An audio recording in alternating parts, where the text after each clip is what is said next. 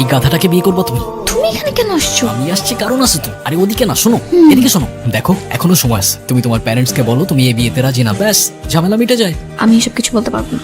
আরে এর সাথে থাকতে পারবে না তুমি, তুমি বুঝতেছো না? আরে শোনো, সোফায় বসে টিভি দেখতে থাকলেও সোফার দাম বলতে বলতে পাগল বানায় ফেলবে তোমার। তুমি না বলতে পারলে আমাকে বলো, আমি ওকে তাড়ানোর ব্যবস্থা করতেছি। No Adnan, stop. তুমি সব কিছু করবা না।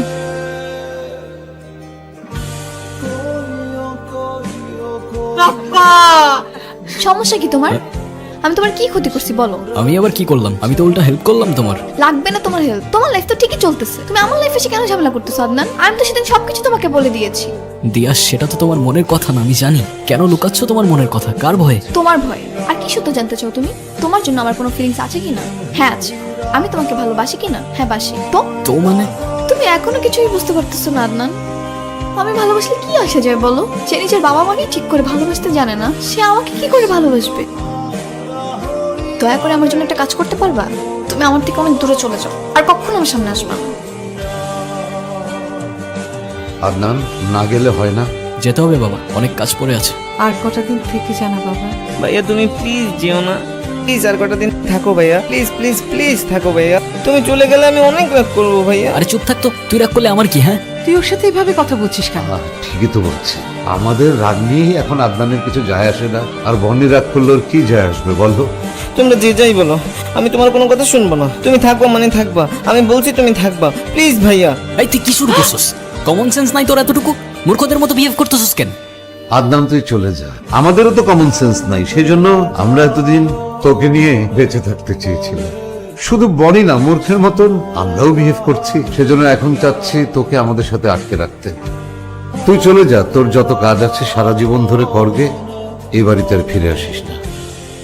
বাবা আমাকে মাফ করে দিও, আমার এইভাবে বলাটা উচিত হয় নাই। আমি যাচ্ছি না বাবা, তুমি যতদিন বলবো আমি ততদিনই থাকবো। তুমি প্লিজ আমার উপরে আর রাগ করে থেকো না বাবা। বাবা, বাবা কথা বল না প্লিজ বাবা। মা এদিকে আসো বাবা। বাবা কথা বলতেছে না মা। বাবা কথা বলো না বাবা। বাবা, বাবা কথা বলো না বাবা। আমি এখন কি করব মা? কার কাছে মাফ চাইবো আমি? শেষবারের মতো বাবাকে হয়তো সরিটা বলতে পারলাম না আমি। আদনান, তোর বাবা তোকে যতটা না বলতো তার চেয়ে অনেক বেশি ভালোবাসতো।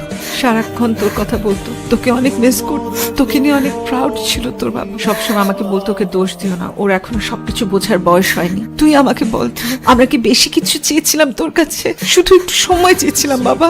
আমি বুঝতে পারিনি মা, বিশ্বাস করো আমি বুঝতে পারিনি। আমি বুঝতে পারিনি তখন। আমি কি করব মা? আমি বুঝতে পারছি না। আমাকে মাফ করে দিও প্লিজ, প্লিজ আমাকে মাফ করে দিও। আমি বুঝতে পারছি না আমি আর কি করব। কাঁদিস না, কাঁদিস না। কাঁদলে তোর বাবা কষ্ট পায়। আমি জানি তোর বাবা তোকে মাফ করে দিচ্ছে। ওই মেয়েটা কয়েকবার এসেছিল আদনান, তুই ওর সাথে একটু কথা বলিস তো। আর তোর যখনই ইচ্ছা করে তুই তখন চলে যাস, আমার কথা ভাবিস না। আমি ঠিকই থাকবো, বিশ্বাস কর। আমি আর যাচ্ছি না মা, আমি এখানেই থাকবো তোমার কাছে।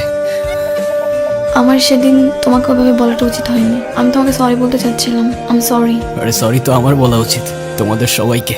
নিজের ভালোবাসার খোঁজে যারা আমায় ভালোবাসতো তাদেরকেই সময় দিতে ভুলে গেছিলাম। আমি ভাবতাম ফ্যামিলি, বাবা মা, তাদের জন্য তো সারা জীবন পড়েই আছে। কিন্তু এটা বুঝতে পারিনি যে কোনো কিছুর জন্যই সারা জীবন পড়ে থাকে না। কিছু বাস্তবতা না চাইলেও মেনে নিতে হয়। মেনে নিচ্ছি তো, কিংবা নেবার চেষ্টা করছি। এরপরের প্ল্যান কি? এই তো এখানেই, কিংবা মাকে নিয়ে চলে যাব। তোমার বিয়েটা কবে করছো তাহলে? বিয়েটা আর কিভাবে করছি বলো? যাকে বিয়ে করতে চাচ্ছি সেই তো পালিয়ে যাওয়ার প্ল্যান করছে। হাসছো কেন? এমনি। কারণ তো একটা আছেই। বলো বলো, এত হেসে লাভ নেই। তোমাকে আর যেতে দিচ্ছি না, বুঝছো?